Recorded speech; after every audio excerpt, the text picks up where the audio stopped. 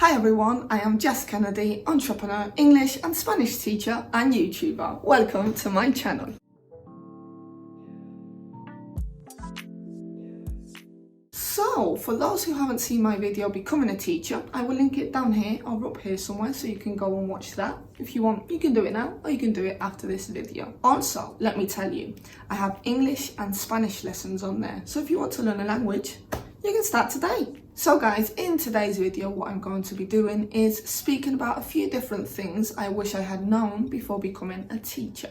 So let's get into it. So I've been teaching for almost 10 years, more or less, both English and Spanish to students of all ages. My youngest student was 1.5 years old. Some of you may ask yourselves, isn't that a bit too young? Well, no, it's not. It is the perfect age. And why is this? Because children are like sponges, as they soak up all the information that surrounds them. So for this reason, it is very important that parents read, sing and speak to their children as soon as they are born. And of course, it can be in a few different languages. It's probably more difficult for us as adults to learn the language than for a baby. It just becomes normal to them. This is what happened to me. So a few years ago, I would go to this little girl's house a few days a week. And of course, I would speak to her in English. We'd just play games, speaking in English the whole time. She is Spanish, by the way. So what I would do was repeat the words quite a lot. For example, if I had this notebook, I'd be like, oh, beautiful notebook. Notebook. Do you have a notebook?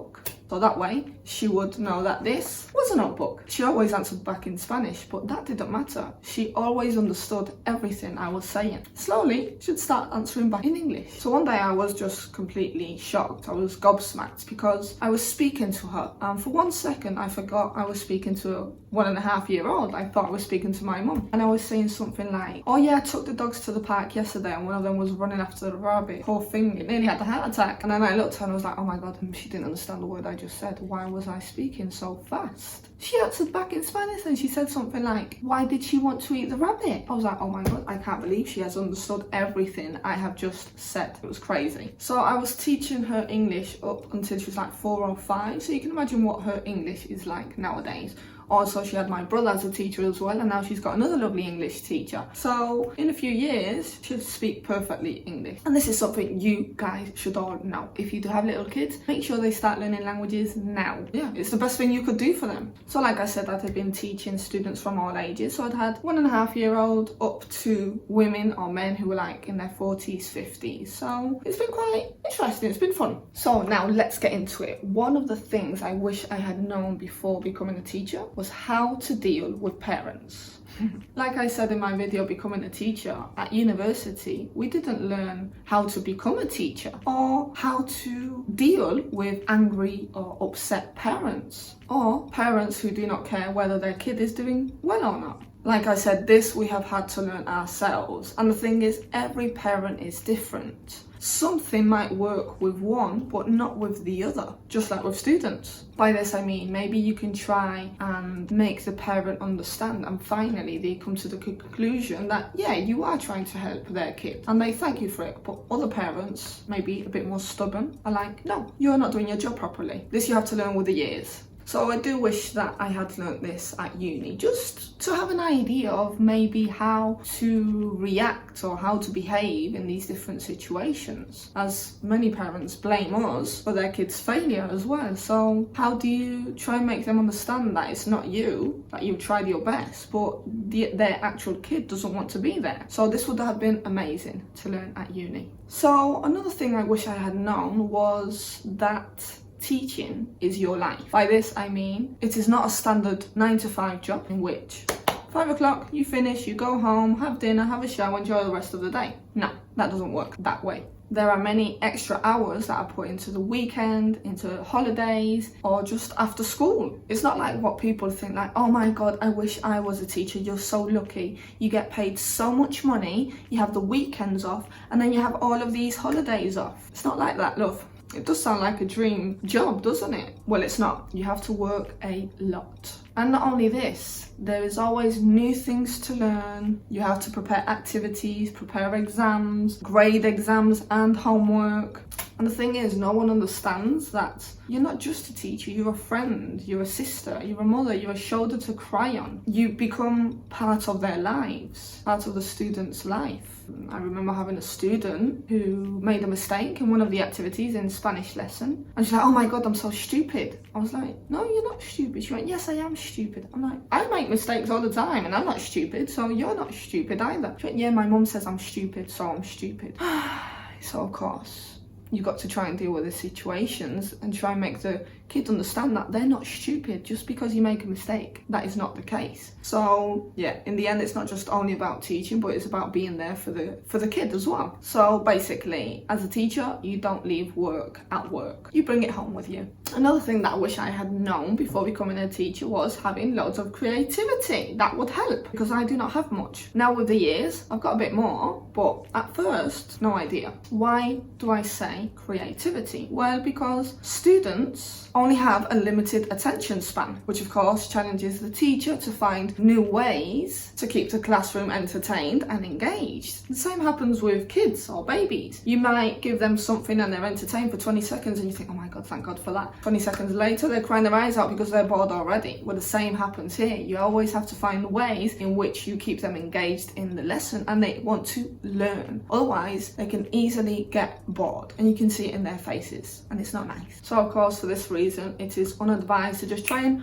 wing it and see if everything works out. It's best to have a few tricks up your sleeve just in case, because you don't want them to be like, oh my god, teacher, this is so boring, can we do something else? Especially when you've been working hard in order to create this lesson. But things like these happen. Also, sometimes you end up looking up on the internet like for different activities because you do not have enough hours in the day in order to create these activities. So you think, okay, let's have a look on there, maybe I'll find something. Some are amazing, but some you may try and use in the class and they're not as useful as you thought they'd be. So of course, I realised it was best to create my own activities, as I do know exactly what my students need. The good thing with this is that you can use these activities with the rest of your students as well. So it's not that bad. Once you have them, you can use them for a couple of years. All right, I wish I had known was that being a teacher can be quite upsetting, the students' behaviour or attitude or performance, because maybe you're trying to make them become engaged in the class and they're not interested, and you're like, oh my god, what did I do wrong? How could I have done this differently? So it can become stressful and overwhelming when you don't see the actual outcome you had expected. So what I would do when I saw that a student didn't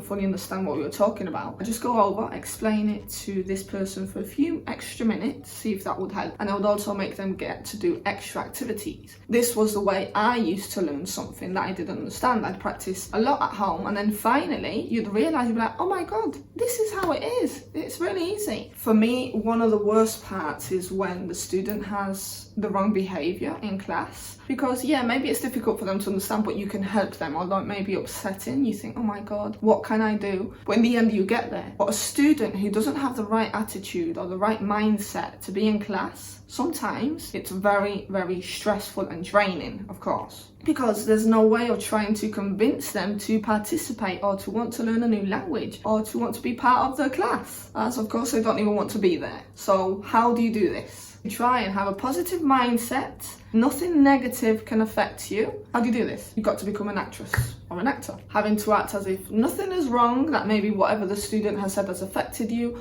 or maybe you've had a bad day or you've had a problem at home. You have to become an actress. This can't be seen in the class. In class, you're a teacher. It doesn't matter what's happening in your life. No one cares about that. The minute you walk into class, you have to be on point. Like I said, your personal life has no place in the classroom. Another thing would be expect the unexpected. Anything can happen in the class. So you have to make sure you don't let it get to you. For example, when I was in school, like I said in one of my other videos as well, my classmates would throw chairs out the window. They'd have massive fights in the class. They'd make teachers cry. Some of these kids were horrible, you know. It was shocking to see. Especially now that I'm a teacher, you think, oh my god, thank god, I've never had a student like that before. I have had a situation in which I had a group of students. What we would do in class was basically just read the book, talk about what was going on in there. The only thing they had to do was read 1 or 2 chapters at home so we could speak about it in class and then play different activities, different games and so on. Of course, what happened? They wouldn't read them. So when we got to class, we had to read them. Otherwise, what were we going to speak about? They didn't have a clue what was going on in the book, so we'd read them in class. It looks like this was boring for them, so they told another teacher,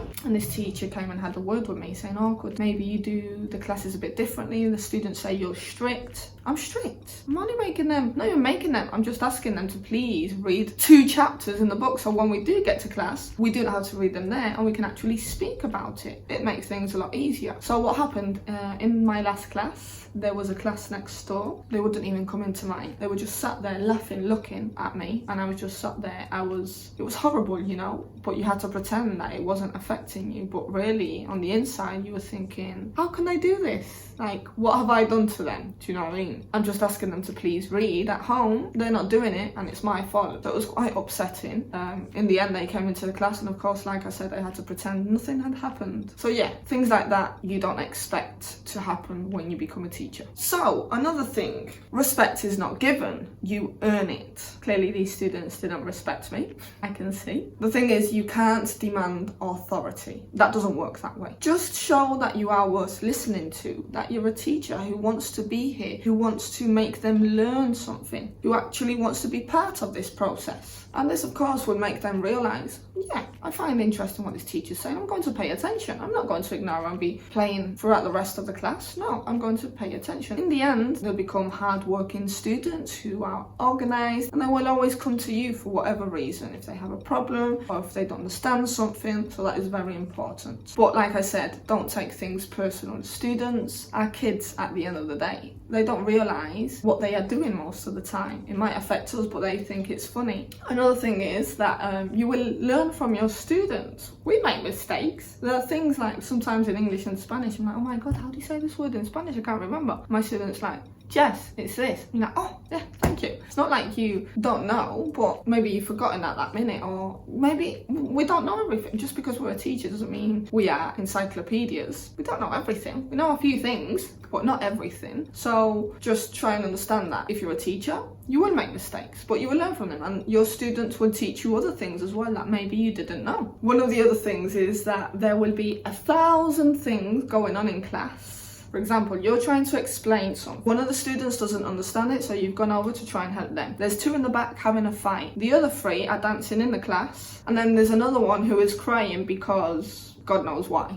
What do you do in this situation? This can just be draining, but you find a way, I suppose so. Another thing that I found funny was that you have to understand that a teacher is a normal human being. They have a life. I remember years ago when I was studying, we were out at a bar and we saw one of our teachers that was like, oh my God, she's partying. That is crazy. Why is it crazy? She's a person. Of course she's going to go out partying. It was strange to see a teacher out there. You just think they are like superhuman. They live in a different world. But actually, we're all the same. And you have to understand that students are going to try and find you on social media. And they will find you. They try and see what's going on behind closed doors. If you have a partner, what your partner's like, if he's handsome or if he's ugly. They try and find out everything. I remember years ago, I went to this massive festival and I saw 2 of my students there. I was like, oh my God. And they were like, teacher.